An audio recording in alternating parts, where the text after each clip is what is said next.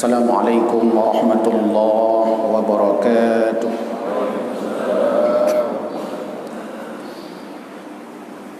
Alhamdulillahi rabbil alamin.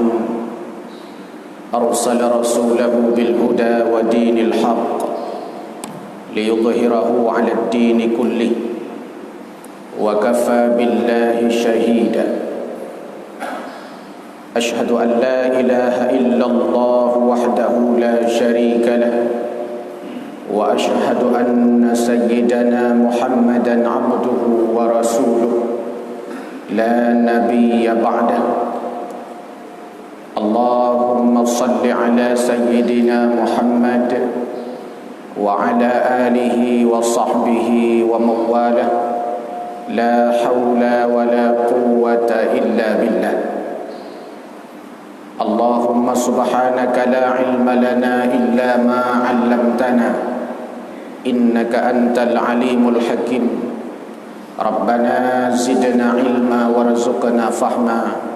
Rabbi shrah li sadri wa yassir li amri wahlul 'uqdatam min lisani yafqahu qawli birahmatika ya arhamar rahimin.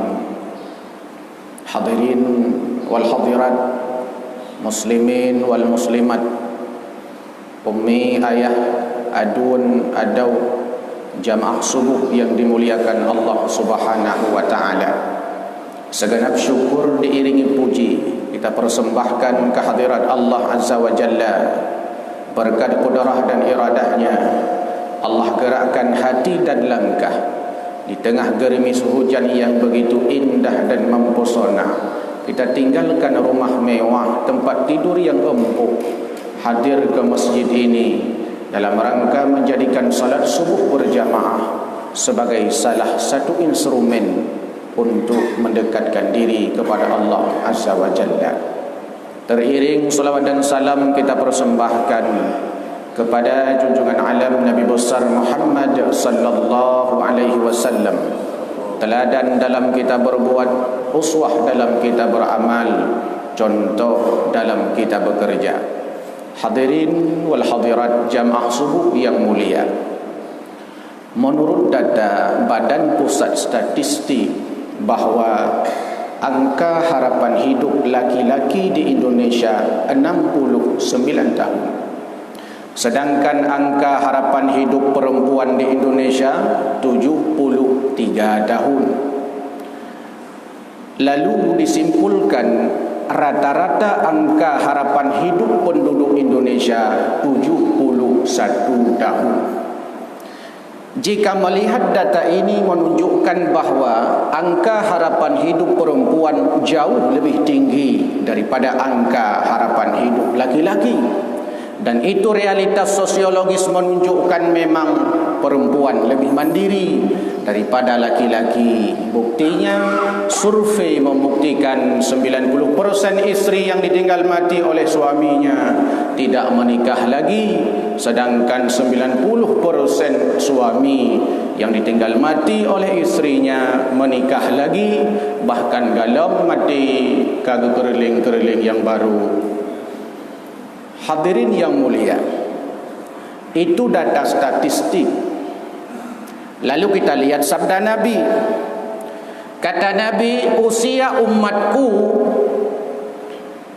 ma baina sittin ila sab'in. Usia umatku antara 60 sampai 70. Wa aqalluhum, sedikit sekali yang lebih dari 70. Data statistik menyatakan usia kita sekitar 70 tahun. Data baginda Nabi usia maksimal kita sekitar 70 tahun. Berarti kalau kita punya usia paling-paling dan paling panjang sekitar 70 tahun. Dan usia Nabi representasi daripada usia umat. Nabi Allah Adam alaihissalam usianya 1000 tahun. Representasi dari usia umat juga nyaris sekitar 1000 tahun. Usia Nabi Nuh alaihi salam sekitar 950 tahun. Representasi daripada usia umatnya ya sekitar 950 tahun.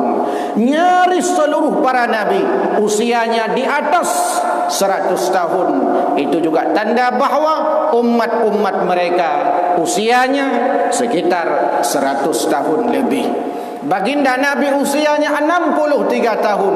Representasi daripada usia kita ya sekitar 63 tahun.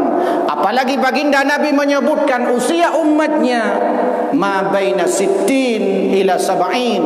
Usia umatku sekitar 60 sampai 70 wa aqallahum, dan sedikit sekali yang usianya di atas 70 tahun. Lalu kita lihat firman Allah. Kata Allah dalam Al-Quran, illa bistum illa qalila. Kalian tidak tinggal di dunia ini, kalian tidak menghuni dunia ini, kalian tidak menetap di bumi ini illa qalila, kecuali hanya sebentar saja. Allah menggunakan kalimat qalila. Allah tidak sebut berapa lama. Yang disebut qalila, sedikit, sebentar saja. Kalau kita hubungkan dengan data statistik, kita hubungkan dengan sabda Nabi, berarti sedikit itu ya sekitar 70 tahun lah.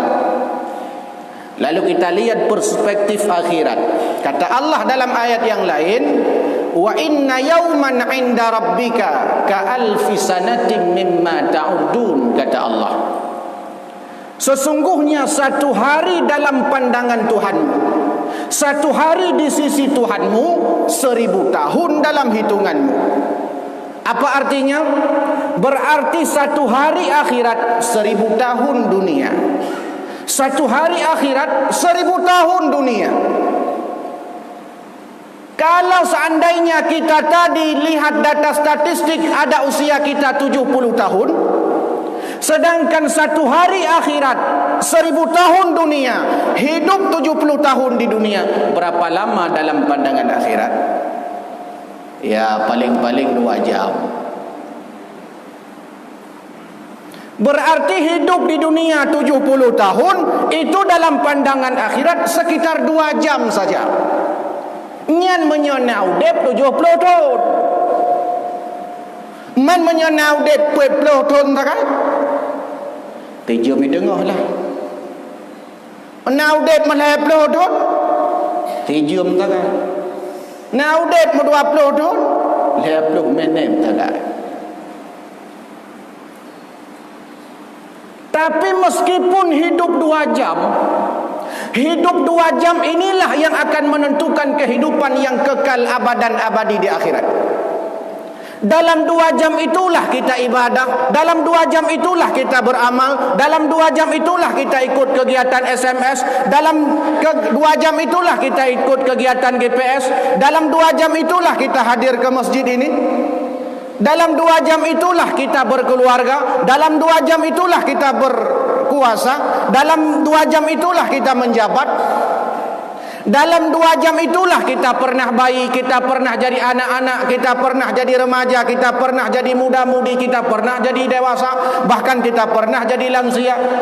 Dalam 2 jamnya.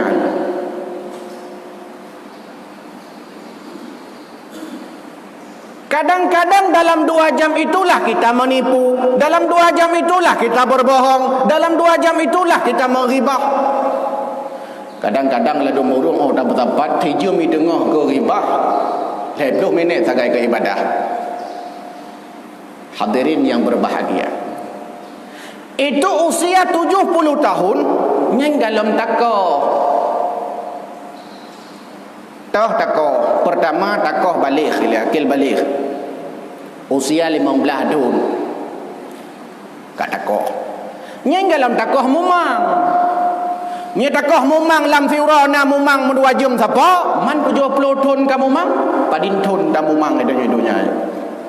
Banyak kita tidak menyadarinya. Apa pesan Allah di sini? Allah ingin mengajak kita agar kita tidak memperturutkan yang singkat ini, agar kita tidak melupakan yang lama, sebagai orientasi hidup kita sebagai mukmin. Akhirat. Berkali-kali Allah memastikan wal akhiratu khairu wa abqa.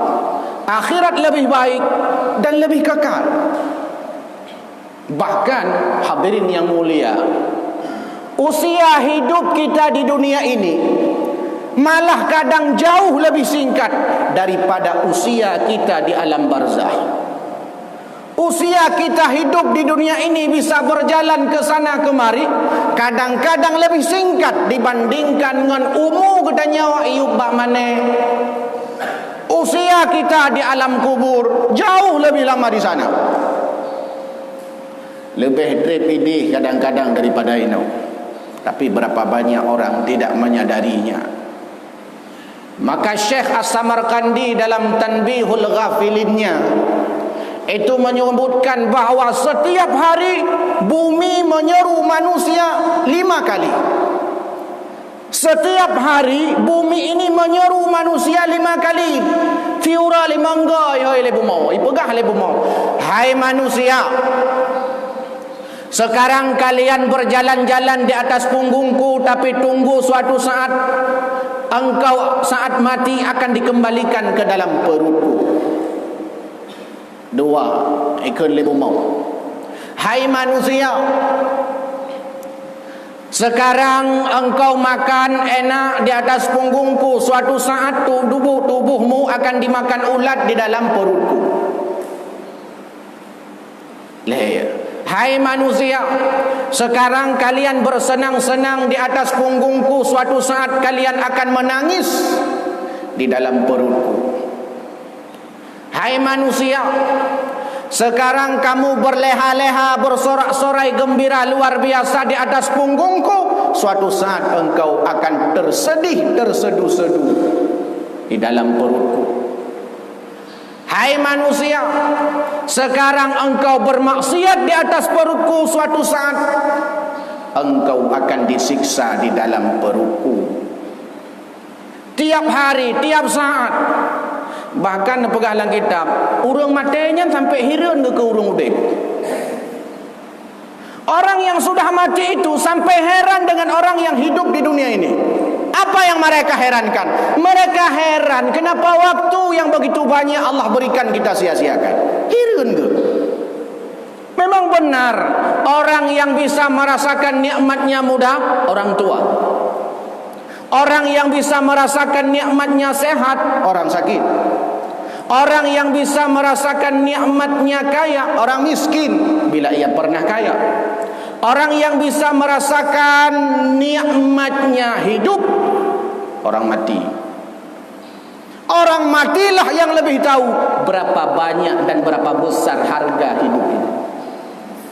Kenapa manusia kadang kita berleha-leha, lalau lale, tua. Kadang-kadang nan rawadah nada duri. Bukankah Allah berkali-kali menggambarkan karakteristik dunia dalam ayat-ayatnya, yang setiap saat, setiap waktu, setiap maghrib disampaikan oleh guru-guru kita. Annamal hayatud dunya la'ibu wa lahu wa zinah wa tafakhurum bainakum wa takathurum fil amwali wal aulad. Hanya saja, annama hanya saja hayatud dunya, ad-dunya, dunia ini la'ibun, permainan. Di dunianya main-main. Dunia ini permainan. Kalau permainan dia ada durasi. Urang main bola 2 babak pertama 45 menit, babak kedua 45 menit. Kurang 10 minit main bola. Mana mungkin dia main bola 20 jam lapangan bola dan mati ke? Tidak mungkin. Kita punya durasi. Kapan lahir? Tahun 45. Kapan berakhir? Tahun 2000. Bisa jadi. Kapan lahir? Tahun 85. Kapan akan mati? Tahun 2030. Ada durasinya permainan itu. Singkat. Dan namanya permainan, ya main-mainlah. Berarti permainan, main-main. Tapi kenapa orang mengejar dunia? Sudah Allah tegaskan dunia ini main-main, malah ganyan bit-bit. Gaya orang main bola. Main bolanya ke main-main. Tapi bibi ke main. Main bola itu main-main. Tapi pujuk takap igau kadang-kadang gabuk pasal kampung urang kadang-kadang main bola ya. Padahal namanya permainan. Main kasti, main berbagai macam permainan yang lain. Kadang-kadang kita mau berkelahi, kadang-kadang kita mau berantem dan seterusnya. Tatem mulha dengku. Padahal main-main, pekan bit-bit. Salat bukan main-main. Semayang bit-bit tapi main-main. Ya, itu nyo. Hai bukti main-main menurut semayang antum saja ibadah buat. Yang main-main. Padahal itulah yang bit-bit, itulah yang sebenarnya. Dan itulah nantinya akan kita bawa pulang ke akhirat. Dunia ini main-main. Walahun melalaikan. Dunia yang lalai tu. Tadi apa kedai kopi 20 pujian mana terasa. Tajak pasal suya, tak ada bang dalam suya, tak ada mau maghrib, tubak. Mentang dia set. Karena memang lahun. Duduk di warung kok lahun. Kan hanya duduk kedai kopi yang dah berah. Mak tu je baik sampai mati bak kedai kopi lah. Kecuali urung buka kopi yang nak masalah. Mak tu je tanya. 17 tahun udah pan 17 tahun bak kedai kopi. 20 buat jam. Kopi hanya keberat. Ni tak duduk bak dayah 17 tahun ni kerja ulama. Tak duduk bak kedai kopi 17 tahun mu kopi hanya keberat. Ni pancarang. Itulah kenyataannya. Lahon ni galak depu yang galak. Pu yang ada baju-baju hawa tak mi goreng hawa kamu goreng. Tak kala ni gop nak motor baru tanya pi hawa tu. Kita melihat orang punya rumah megah, kita juga pengen. Tak kala ngon degai tamah rumah tanya pi hawa dejit. Ada lagi nya. Surah apa kamu muda-muda tak kala cip, galak ke cip. Tanya Tuhan kata-kata mata encing ke hawa ada mata encing di ibu-ibu kalian bungong ke hawa ke bungong. Pokoknya apa yang kita lihat dan unik memang. Unik. Sampai ibu-ibu kalau lalu dengan bungong tua kan tu. Lalu dengan janda bolong. Sibuk dengan janda bolong, lupa dengan anaknya sudah bolong. Ada filosofi baik orang tanam bunga itu. Ibu-ibu, kalau ibu-ibu ini, ibu-ibu kampung lu. Ibu-ibu itu bunga, pot bunga yang warna hitam, dicat putih. Gecat putih. Kalau pot bunga dicat putih, kenapa anaknya tidak dicat putih? Dengan apa dicat putih? Dengan iman, dengan tauhid, dengan fiqih, dengan tasawuf, dengan akhlak. Watai bunga ke pedubit, ke peduk ika bak mata ura, ke siram, ke sibu. Bunga disiram, kenapa anaknya tak pernah disiram anak semayang subah? Kenapa anaknya tak pernah disiram dengan pendidikan agama? Watai seput dalam maghrib, bungongnya pertama dalam rumah. Kepuak bak icu.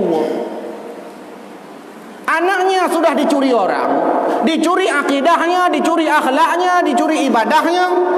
Kadang-kadang tidak ada orang yang menghiraukannya. Begitu memang karakter dunia. Kalau seandainya diperturutkan, yang hanya Allah berikan waktu 2 jam saja hidup di dunia untuk mempertaruhkan kehidupan kita, neraka atau surga, bahagia atau sengsara di akhirat nanti, 2 jam penentuannya. Bahkan bisa lebih singkat, bisa 1 jam penentuannya, bisa 30 menit penentuannya. Memang dunia ini lahun, indah, zinah kata Allah, perhiasan dunia ini. Allah tempatkan rasa indah di mata kita. Allah ciptakan berbagai macam makhluknya dengan warna-warni. Masjid ini indah kan karena warna-warni cat lagi nyo.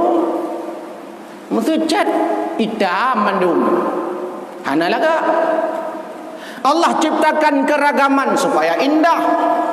Allah ciptakan wajah kita beragam seperti ini. Nah yang bulat, nah yang oval, nah yang petak, lagi SpongeBob. Ada masalah. Karena memang keragaman. Maka kata Allah, "Antum takhluqunahu am nahnul khaliqun?" Siapa yang menciptakan anak itu? Kami atau kamu, kata Allah. Antum takhluqunahu am nahnul khaliqun? Siapa yang menciptakan anak? So yang buat anak bertanya oleh Allah. Lo pudra aku. Allah lah. Antum tazra'unahu am nahnu zari'un? Dalam surah Al-Waqiah ayat yang sama, surah yang sama. Siapa yang menumbuhkan biji-bijian? Aku apa kamu? Antum tazra'unahu am nahnu zari'un? Siapa yang menanam biji cabai? Anu capli yang haluh dari sana bertunas besar-besar hingga keluar buahnya. Siapa yang menumbuhkan itu? Antum tazra'unahu am nahnu zari'un? Kalau itu yang kita tidak mampu, malah digambarkan dalam surah yang lain. Kalau seandainya manusia ini berkumpul semuanya, di dunia ini manusia seluruhnya berkumpul. Di sana ada pakar, mau dia muslim atau tidak muslim, dia berkumpul semua buat seekor lalat. Lalat apa? Lalat. Zubaban. Itu saja tidak sanggup. Hai mandum dah mengurus segala macam prop kah? Jampuinan, peternakan, pertanian, profesor teknologi informasi, profesor tentang perkembangan zaman, profesor tentang ahli saintifik. Kumpul semua suruh bikin lalat satu saja. Kena ke lalat? Hanya berat. Lantas apa yang mau kita banggakan? Profesor pertanian itu enggak bisa bikin cabai. Hanya kepegat capli profesor pertanian. Profesor pertanian hanya je bermana orang hanya kepegat bermana orang Allah bukan enggak bisa. Nya pajuh bermana je. Pajuh capli je. Tapi untuk bikin makhluk seperti ciptaan Allah tidak bisa. Tajak kenan bawa orang Cina. Jika dipegat, patung dipegat. Aku dedang mana takai, jarang mana. Kakak menang takai. Hana cicik megrak mana-mana. Lantas di mana hebatnya kita? Maka dalam kitab Maraqi Ubudiyah, Imam Nawawi menyebutkan di sana, di antara sebab manusia sombong itu ada 7 perkara kesombongan. Di antaranya salah satunya karena manusia merasa hebat, karena manusia merasa pintar, karena manusia merasa berkuasa, karena manusia merasa luar biasa, sehingga pak pikir-pikirnya trem-trem pengode. Ini ada prediksi terbaru tahun 2090 akan ditemukan semacam pil anti malaikat maut. Urung hamat-hamat teli baga 2030 man mungkin hamat-hamat teli urung. Inilah ketika dia tadi ini sudah merasa hebat, bukan hebat merasa, sudah merasa pintar, bukan pintar merasa. Kalau pintar merasa melahirkan sikap tawadhu dan rendah hati. Tapi kalau merasa pintar, yang muncul adalah sifat iblis, merasa hebat, merasa lebih tua, merasa lebih berilmu, merasa lebih suci. Orang bisa sombong karena ibadahnya. Kita nyojek ke sombong kadang-kadang ajak kena bengahnya. Itu dia ada duit merupuk pakai kopi dia. Pak tu bawa mana? Oh mah hana, tu kalalah gelong. Gelong. Kalau menasihatinya tidak mengapa, maksudnya jangan sampailah muncul ujub. Kita hadir ke masjid bukan untuk menghina-hina orang-orang yang enggak ke masjid, bukan. Kita hadir ke masjid ada tugas tambahan di luar sana adalah mendakwahi dan menasihati orang-orang yang di luar sana agar mau hadir ke masjid. Ada orang kena hana jak mati tengok. Hana ujian. Man baru hana ke? Baru hana ujian. Ada je tetap na alasan ke. Hana jak mati. Hana ada je jali corona. Kan? Baru tahun 2018. Hana je. Mana corona? Angkonya aku buka corona gerau aku. Itulah manusia. Dia banyak alasan yang penting banyak. Tadi imam membaca innal insana khuliqa halu'a idza massahu syarru jazua, dibaca oleh imam kita dari subuh. Manusia ini senangnya mengeluh ketika sudah dapat baru dia merasa hana mangan.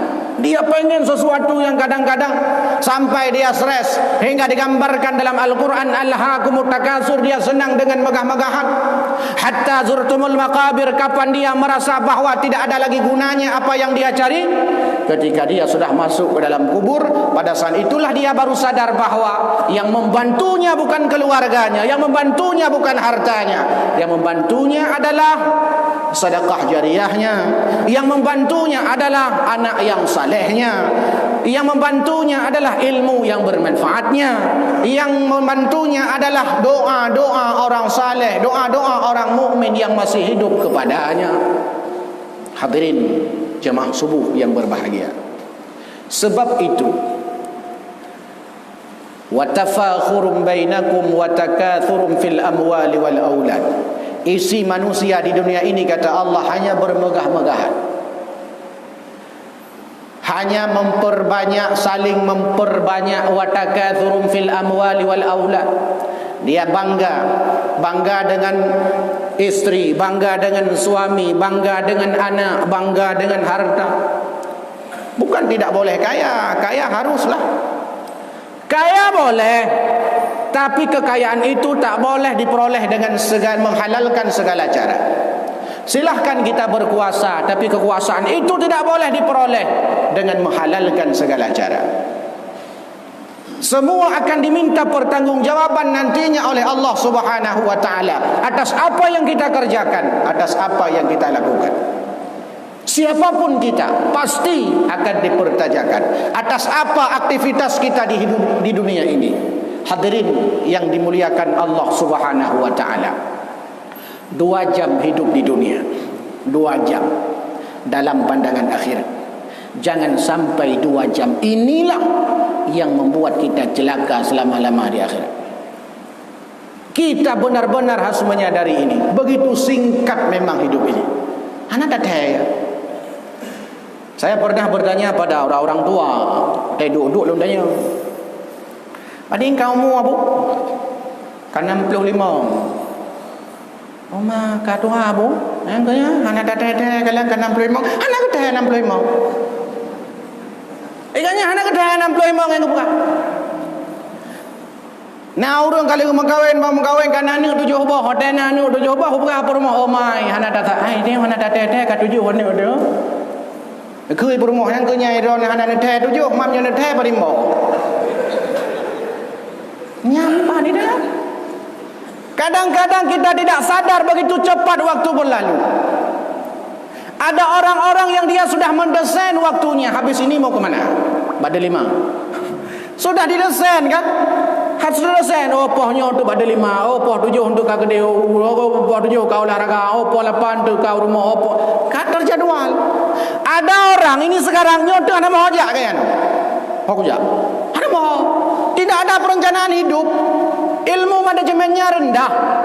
Enggak kuliah manajemen mungkin. Amdeh kena jadual kehidupan. Nyona orang guna badeh long nyon tu wai mesti nyon mau aja ke. Nunduk kedai kopi ana mangan. Oma, ana mau aja. Agak jiwa rumah, pakai yang rumah. Begitu manusia. Kata seorang motivator dari Amerika, the most people in the world, katanya, banyak orang di dunia ini who has said dia bisa melihat but has no vision, tapi dia tidak punya visi. Banyak orang di dunia ini bisa melihat, matanya bisa memandang, tapi sayang dia tidak punya tujuan hidup. Banyak orang hidup di dunia tapi tak punya tujuan hidup. Maka sebenarnya yang paling butuh itu bukan mata kepala, yang paling butuh itu adalah mata hati. Kadang-kadang mata kepala ini kadang-kadang menipu dan terbatas. Kalau seandainya mata hati tidak diasah, karena mata hati inilah yang akan bisa melihat mana punya kita, mana punya orang, mana hak kita, mana hak orang, mana rumah kita, mana rumah orang, mana istri kita, mana istri orang, mana suami kita, mana suami orang. Siapa yang bisa melihat? Hati kecil ini, hati nurani yang disebut dalam Al-Quran dengan ungkapan qalbun, fuadun, lubbun. nurani inilah basirah yang bisa melihat. Seandainya mata ini bisa membedakan baik dan buruk, sungguh enggak ada orang selingkuh, sungguh enggak ada pelakor, sungguh enggak ada orang yang korupsi. Kenapa? Karena dia bisa melihat dengan matanya. Rupanya yang melihat ini bukan hanya dengan matanya, tapi dengan basirahnya, dengan hati penglihatannya. Orang selingkuh, natam nak kalan orang selingkuh, orang buta. Hana kan? Hana. Ube yang kalon-kalon berita yang selingkuhnya tak uru-uru yang terbelit mata. Urung buta hana. Tengoklah mata. Amni kau nya ni telefon tambah handu kalon lagi, handu kalon nyopor mogo. Handu kalon. Tapi kan yang korupsi rata-rata memang urung orang-orang yang bisa melihat, nah mata ada mata. Di kampung long dah tidak urung buta, tunanetra. Pekerjaan minta sedekah kan. Minta sedekah. Hai wajarlah agaknya karena emang kebutuhan. Sedekah. Oh tajak rumah gak nyan model melingkar alu aja dua krek bau ke berdua ke jembatan dua krek bau nyan lingkar lung baru rumah gak nyan biasa ke RBT legwe kena pantai labu aja ke dia belum tukun kebuta kadang-kadang wajah timur ada kala ulu semua gua tetap agaknya bang tambang bang gedang batutu bang tambang truk la rumah rau gaju hantam tambang la rumah gam tiga be iya kalau rumah dah tanya lain lah kabai tanya nama mata tanya mata pintu rumah cidu tak kalan pagar rumah tu tak kalan bandar tamang kalang kamagop dia ya dia kon ino matuji urung iluai di no panena hanaino dewa on. Artinya kita ingin sampaikan bahwa begitulah penting mengasah basirah ini. Mengasah basirah ini, penglihatan hati nurani ini adalah dengan ilmu. Dengan kita hadir SMS, hadir GPS, hadir ke majelis ta'lim dan seterusnya agar basirah ini muncul. Ada kalanya basirah itu muncul pada jamaah, tidak ada pada ustaz. Bisa jadi. Karena kita kadang kebanyakan melakukan maksiat, sehingga ketika banyak melakukan maksiat hati ini kita keras. Ketika hati keras, melihat maksiat itu biasa-biasa saja. Kita pergi ke Medan atau pergi ke Jakarta, lalu kita lihat ada orang yang celananya perempuan celananya di atas lutut. Dia terbuka auratnya. Bajai model bajai you can see. Kamu boleh lihat. Nah ini bajai. Hotel silap getik dia. Tajak Medan, tajak Jakarta. Ketika kita lihat biasa aja. Padahal itu maksiat. Tapi karena sudah biasa kita lihat, biasa aja. Iron nanjak balik. Nah kalau mati ada. Biasa aja kayak. Lihat maksiat ketika lama-lama mengeraskan hati. Ketika hati sudah keras, kita melihat maksiat itu sesuatu yang biasa-biasa saja. Tak kala uruh nak semayang, biasa aja. Anak muda main judi online, biasa aja. Ada orang itu merokok di sana sini, anak-anak merokok naik ke urung tua, biasa aja. Ini ganja lala kampung, biasa aja. Urung anak buka halal getuk, biasa aja. Urung hotel dan subuh yang mana? Biasa aja. Urung hotel yang pajuh, kalian urung pajuh pizza ya. Ya, tikre ngejarau non tikin. Garpu tikre ada jarawi ya kau. Kah? Alih kah?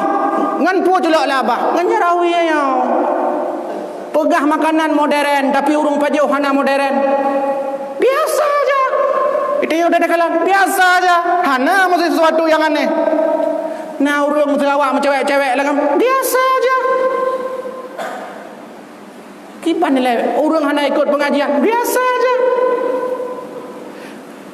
Pejabat-pejabat lah dalam korupsi udah kalian penggap popengah biasa aja hana. Pokoknya kalimat biasa aja. Kenapa? Karena sudah terbiasa kita dengan maksiat. Ketika sudah terbiasa dengan maksiat, hati kita keras. Ketika keras hati melihat sesuatu biasa aja. Ikantu. Tapi kalau ilu, biarlah. Hilangnya dia. Nyau teduk kantu. Kan menjampu-jampu ini agam lah. Cukai, alah ikat hai tak tre, alah babak apa cukai? Biasa aja. Biasa am tangan anak. Tibalah le tepai le alah ikat hai anak babur. Biasa aja. Biasa. Kiban kemaksiatan itu begitu mudah dengan kalimat biasa aja. Dulu waktu saya kecil, baru-baru ibu-ibu pakai rok na jendela relikoi kan? Nyang gabuk dengku bena pak matanya. Semua ustaz-ustaz ngomong pakai rok model ada jendela di belakang haram, mandum haram. Rep. Biasa aja. Kau orang pakai urinang, pakai luar. Udah pakai luarnya gabuk urung belum kapoi. Perempuan pakai celana haram. Rep. Biasa aja. Rupanya kebiasaan-kebiasaan ini, padahal itu maksiat, kita anggap biasa saja. Padahal itu maksiat. Ketika sudah sering, maka kita dianjurkan agar menghindari maksiat ini, mencegah kemaksiat. Diri kita harus punya self control untuk mengawasi diri kita. Cara self control diantaranya adalah pakai peci, pakai jaridak, pakai jakrung, pakai baju koko. Setidaknya ini menahan kita untuk berbuat maksiat. Mana dah pakai? Baju. Mau tulislah melikut ini dengan macam-macam iklan. Sorong tulis kan? Nagrek tak boleh ikut. Mamnya bajanya tak tahu. Lalu kita pakai kadang-kadang antangin orang pintar minum tolak angin. Tulis bejo, ikut bejo tulis. Bejo tulis ikut. Mamnya macam tapi enggak tajuk. Kalau kita seandainya pakai baju koko lagi, pakai peci, setidaknya akan terhalang maksiat. Walaupun tidak semua, tapi meriah tu. Baik kawan teman saya, ikat peci bau leh. Karena orang tak ada simpati star pergi ke Medan. Yang mata orang kau pindah peci-peci gitu. Akhirnya getem pindah peci. Pindah peci demi gak kalonnya dia. Padahal inilah untuk self control di antara iman yang lain sebagainya. Dari sisi penampilan itulah pakaian, karena pakaian itu mencerminkan kepribadian kita. Pakaian itu mencerminkan kepribadian kita. Meskipun tidak semua orang yang pakaiannya muslimah, muslim bukan berarti orangnya baik-baik, tidak juga. Tapi itu menjadi cermin secara psikologis. Ada sosial kontrol. Sosial kontrol lemah kita hari ini kan. Hanta jut le tunggu dia taman yang miak merukuk ini ke gedenya hanta jut. Tidak berani kita. Hanta jut. Mulung mata halung jut. Ini orang kata jut. Di atas mimbar, masak asap. Tu dah kalan tu nak miak nak dengan cewek dua-dua. Tak im karo dia. Begitu lemah sudah iman kita. Hanta jadi pegang. Ya tu. Maka luar biasa merajalela narkoba, narkotika di kampung-kampung. Kenapa? Karena ada je begah. Tidak ada sosial kontrol, tidak berani, enggak ada lagi orang yang menghalangi. Hanta je le dekun hai pubu inan ayo ke saya ke bainan. Hai ke saya bainan lagi kampung gak pada kampung gak mentang kampung kamu. Tidak berani lagi. Hanta je yang muncul di ungkapan kita hari ini apa? Bah baik pubut gede. Yang penting baik tanya, baik keluarga tanya, baik anak tanya, kabe awak lain bah pubut pun yang galak gede. Itu kalimat yang muncul sikap pesimistis pada diri kita. Hadirin yang dimuliakan Allah Subhanahu wa taala. Sebab itu maksiat ini tidak akan berakhir bila kita tidak berani mencegahnya ketika berjumpa-jumpa di jalan, berjumpa kita berhadapan kadang-kadang ada di warung dan seterusnya. Sedikit sekali budaya mengingatkan watawasau bil haq watawasau bis sabr begitu rendah. Sosial kontrol kita begitu rendah sehingga kita tidak mau tahu dengan lingkungan kita. Kita tidak mau tahu dengan kondisi orang lain. Kita tidak mau tahu dengan yang lain. Kita hanya mau tahu dengan diri kita. Bahkan banyak orang yang lebih parah, kondisi anaknya saja dia tidak mau tahu. Bagaimana dengan anak-anak orang lain yang sudah bermaksiat merajalela. Hadirin yang dimuliakan Allah Subhanahu wa taala. Sebab itu saya ingin mengajak diri pribadi dan kepada kita semua, mari kita manfaat waktu yang diberikan 2 jam oleh Allah Subhanahu wa taala agar kita memperoleh kehidupan yang baik sesuai dengan doa yang tiap saat, tiap waktu kita bermohon kepadanya. Rabbana atina fid dunya hasanah wa fil akhirati hasanah wa qina adzabannar. Amin ya rabbal alamin. Hadanallahu wa iyyakum ajmain. Wassalamualaikum warahmatullahi wabarakatuh.